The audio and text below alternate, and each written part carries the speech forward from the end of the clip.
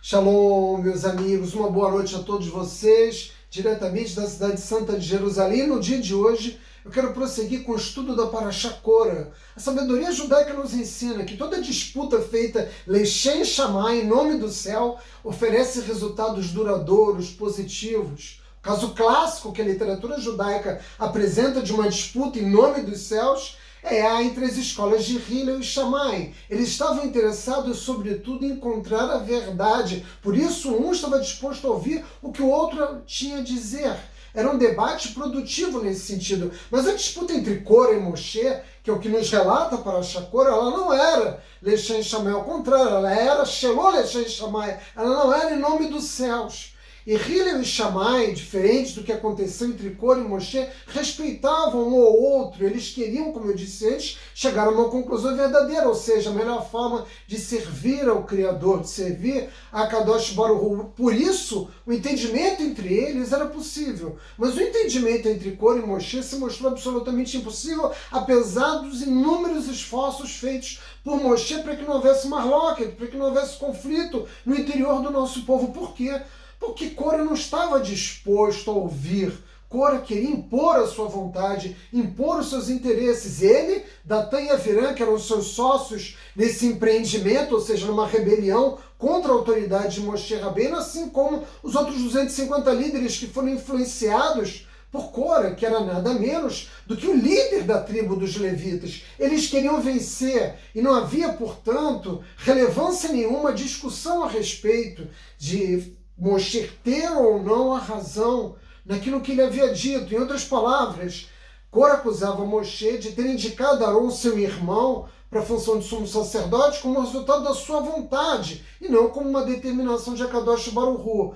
Mas, como eu disse antes, nessa discussão as partes não estavam abertas a ouvir. Datan e Aviram eram inimigos, inclusive, de Moshe, sempre foram. Vocês devem se recordar que na terra do Egito, quando Moshe matou um soldado que estava agredindo, um membro do nosso povo, ele foi denunciado ao faraó. E quem denunciou ele? Justamente Datan e Aviram. Portanto, a rivalidade entre eles era uma rivalidade muito anterior, inclusive, ao momento em que a Kadosh Baruch Hu se revela para Moshe e Moshe passa a ser o líder do nosso povo. Mas Moshe, apesar de tudo isso, pede a Datan e Aviram que os receba na sua tenda. E Moshe quer ir em direção a eles para poder conversar. E eles dizem, e isso também está registrado na Torá, que eles preferiam ter os seus olhos arrancados a dialogar com Moshe Rabbeinu. Como é que você discute com alguém que não está interessado em ouvir o que o outro tem a dizer do outro lado?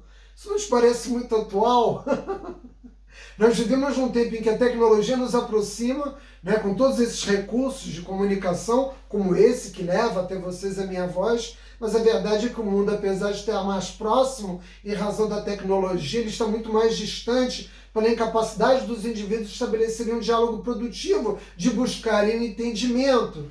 E o desfecho de Korah, Datan e Aviram mostrou quem tinha razão. A boca da terra se abriu e engoliu ele, suas tendas, suas esposas, suas famílias, assim como um fogo que desceu do céu consumiu os 250 líderes do povo judeu. Moshe se esforçou de todas as formas possíveis para conseguir contornar essa crise através do diálogo. E ele se colocou à prova. Ele disse que no dia seguinte, cada um daqueles líderes levasse um quitóret, um incenso, ao Mishkan, e que Hashem decidiria de fato qual deles seria, assim como Aron estava presente, qual deles seria o Kohen Gadol, mas ele alertou que só um sobreviveria. Possivelmente, os líderes do nosso povo não acreditaram no que Moshe estava dizendo, mas a verdade é que Moshe dizia aquilo que era a vontade de Hashem, e o resultado foi a eliminação física de todos esses. Mas vejam, meus amigos, isso não foi capaz de resolver o conflito no interior da comunidade de Israel, porque no dia seguinte, o nosso povo acusou Moshe e Aron de assassinos. Eles não estavam convencidos de que esse conflito não tinha sido um conflito de egos exacerbados, como resultado de um esforço de autogratificação de Korah, Datan, Aviram, Moshe e Aron. Portanto, continuava o conflito no interior da nossa comunidade. O povo judeu é um povo muito difícil de ser convencido. E isso influenciou Hashem. E Hashem lançou uma praga contra o povo judeu. 14 mil né, judeus morreram depois desse episódio, porque apesar da terra ter se aberto, de acontecer esses milagres extraordinários e do fogo ter descido do céu, o povo não se convenceu de que Arão e Moshe representavam a vontade de Hashem. E Arão correu, e Arão ofereceu incenso a Kadosh Baruch Hu, e ele conseguiu parar a morte dos judeus, mas mesmo assim nós perderíamos 14.000 vidas. E como é que o povo judeu se convenceu efetivamente de que Arão deveria ser o sumo sacerdote? Moshe disse aos líderes das tribos que cada um deles trouxesse uma vara e colocasse o nome do líder na vara, e eles depositaram sobre a Rola Moed. E no dia seguinte, a vara, o cajado de Arão havia florescido. Através de uma pequena evidência, ficou claro que Arão de fato era o escolhido de Akadosh Baruch Hu. E aí você vai me fazer a pergunta evidente: como é que é possível que o povo não tenha acreditado? Quando a terra se abriu, quando o fogo desceu do céu, mas acreditou num milagre muito menor, que é o florescimento de uma vara, de um cajado. Isso acontece, meus amigos, isso aconteceu junto ao nosso povo. Esse milagre muito menor foi muito mais convincente, resolvendo a crise definitivamente no interior da comunidade de Israel, porque na disputa entre Coro e Moshe, né, pareceu que o que conduzia esse processo, como eu disse antes, era uma disputa de egos, uma luta entre egos. E na medida em que Moshe conseguiu demonstrar, né, por um novo milagre de Akadosh Baruch, que a vontade de Hashem era que, de fato, Arão fosse o sumo sacerdote do povo judeu, finalmente o povo judeu acabou aceitando, e isso pacificou a nossa comunidade. Isso nos ajuda a entender que toda vez que nós queremos resolver um conflito, a melhor forma de encontrar uma solução não é através de um desafio. Quando você desafia outra pessoa que está numa posição de contendor contra você, o que você faz? Exacerbar os egos. Isso não nos leva na direção da solução do conflito. Então essa já é uma primeira lição poderosa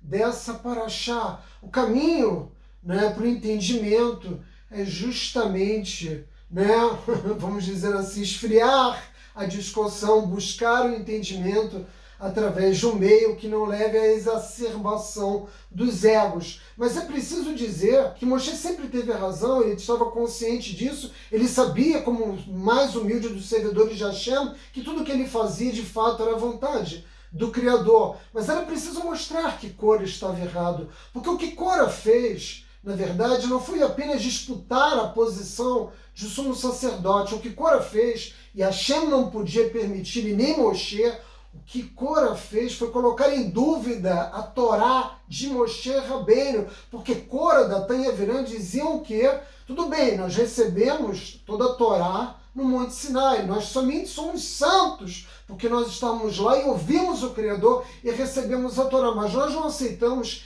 que cada palavra de Moshe Rabbeinu, cada ensinamento que ele nos oferece, de fato é a vontade de Akadosh Baruch Hu. E isso o Criador dos mundos jamais poderia aceitar, assim como Moshe também, porque isso colocava em dúvida a liderança de Moshe Rabbeinu de toda a Torá oral. E aqui nós temos então a segunda lição: não existe a Torá escrita sem a Torá oral. Na verdade, toda a Torá é oral, porque Moshe Rabbeinu trouxe ela dos céus para o nosso povo. Antes de morrer, ele iria escrever 12 Sefer Torot, e entregando cada tribo uma cópia do Sefer Torá, mas ele escreveu, pois ele sabia toda a Torá de memória, porque ele havia recebido nos céus. A Torá é um documento, sobretudo oral, que foi entregue ao nosso povo durante 40 anos no deserto, e nós continuamos ensinando, que é o que eu estou fazendo aqui agora, nesse instante, transmitindo a vocês a interpretação da paraxá da Torá